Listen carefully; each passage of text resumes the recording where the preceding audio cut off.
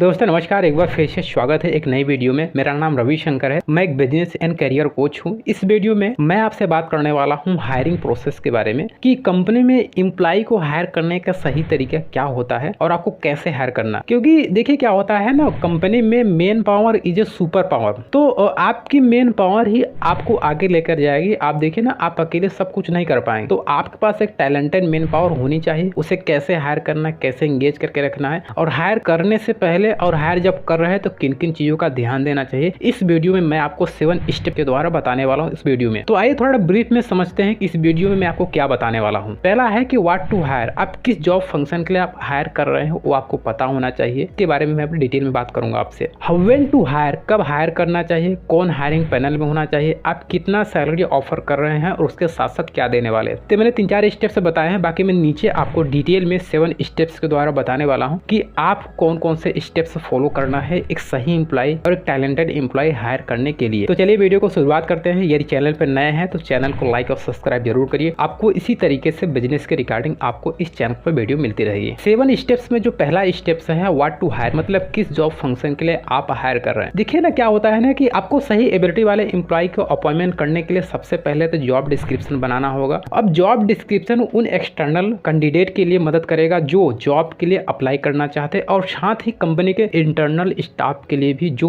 इस पोस्ट में इंटरेस्ट रखते हैं। सबसे पहले तो आप समझिए कि जब जॉब डिस्क्रिप्शन आप बना रहे हैं तो किन किन एलिमेंट को आपको शामिल करना है, उस चीज को बहुत ध्यान देना जरूरी है आपके लिए एम्प्लॉय को हायर करने से पहले। सबसे पहले तो जॉब डिस्क्रिप्शन होता है, जॉब का टाइटल लिखा जाता है, आप कितनी सैलरी पे करने वाले हैं वो जॉब डिस्क्रिप्शन में लिखा जाता है, रिपोर्टिंग मैनेजर कौन होगा, शिफ्ट की टाइमिंग क्या होगा, किस डिपार्टमेंट के लिए आप हायर कर रहे हैं, यह एम्प्लॉय हायरार्की सिस्टम में कहां पर आएगा, आप स्किल और क्वालिफिकेशन क्या चाहते हैं वो भी उसमें इंक्लूड करना होगा। और लास्ट है की परफॉर्मेंस एरिया की, मतलब कौन कौन सी एक्टिविटी करेगा इस कंपनी में आने के बाद एम्प्लॉय। तो ये हुआ पहला स्टेप। तो आपको पहला स्टेप यही ध्यान देना है कि सही तरीके से जॉब डिस्क्रिप्शन बनाना है और इन एलिमेंट को शामिल करना है डिस्क्रिप्शन बनाने से पहले। दूसरा है व्हेन टू हायर, कब हायर करना चाहिए, आपको कैसे पता चलेगा कि आपको एम्प्लॉय की जरूरत है कंपनी में। सबसे पहले तो आपको करना है कि आप अपनी कंपनी के मेन पावर एनालिसिस के अकॉर्डिंग इसका पता लगा सकते हैं। आपको यह देखना होगा कि किस डिपार्टमेंट में काम ज्यादा है और मेन पावर कम है। यदि आप अपनी एसओपी में देख सकते हैं कि जो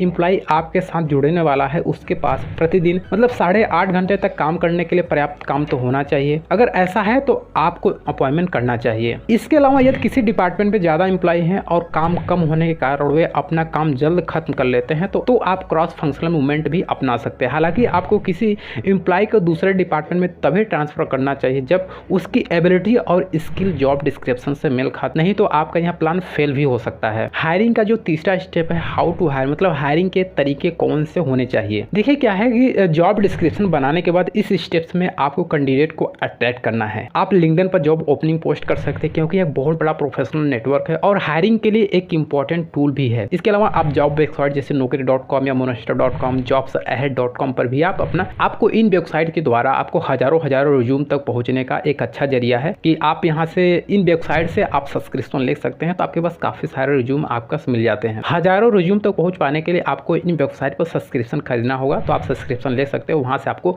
अपने इंटरेस्ट और आपके जॉब डिस्क्रिप्शन के अकॉर्डिंग आपको वहां से रिज्यूम मिल जाएगा। और तरीका क्या हो सकता है कि आप एम्प्लॉय रेफरल का यूज कर सकते हैं। यदि आपकी कंपनी में कोई जो एम्प्लॉय है किसी को रेफर करता है तो वह सही उम्मीदवार या सही कैंडिडेट को रेफर करना पसंद करेगा, क्योंकि वो कंपनी जब काम कर रहा है तो वो काम करना है, नहीं अदरवाइज ऑर्गेनाइजेशन में उसकी इमेज पर सवाल उठ सकता है। आप कंसल्टेंसी सर्विस भी मदद ले सकते हैं, क्योंकि आपके साथ एम्प्लॉय के पैकेज का कुछ फिक्स परसेंटेज लेते हैं, तो वहां से आपको एक अच्छा एम्प्लॉय मिल सकता है। नंबर 4 है हु विल हायर, मतलब कौन हायरिंग पैनल में होगा। जब आप इंटरव्यू लेने वाले हैं तो पैनल में कौन कौन होने वाले हैं उस पर भी आपको ध्यान देना है। आपको सीनियर मैनेजमेंट का एक इंटरव्यू पैनल बनाना चाहिए, जिसमें एचआर मैनेजर होना चाहिए, रिपोर्टिंग मैनेजर होना चाहिए। अगर आप बड़े पोस्ट के लिए आप हायर कर रहे हैं तो वाइस प्रेसिडेंट या सीईओ को भी आप शामिल कर सकते हैं। इस पैनल के माध्यम से आप सभी के व्यू पॉइंट को जान सकते हैं और आसानी से बेस्ट कैंडिडेट को अपॉइंटमेंट कर सकते हैं। आप कुछ राउंड भी कर सकते हैं, जिसमें इनिशियल स्क्रीनिंग हो गया, जिसमें आप रिटर्न एंड सिचुएशन टेस्ट ले सकते हैं, फिर फाइनल राउंड में आप इंटरव्यू ले सकते हैं। तो ये तरीका होता है कि हायरिंग पैनल में इन लोगों को जब शामिल करेंगे तो आपको एक अच्छा व्यू पॉइंट देंगे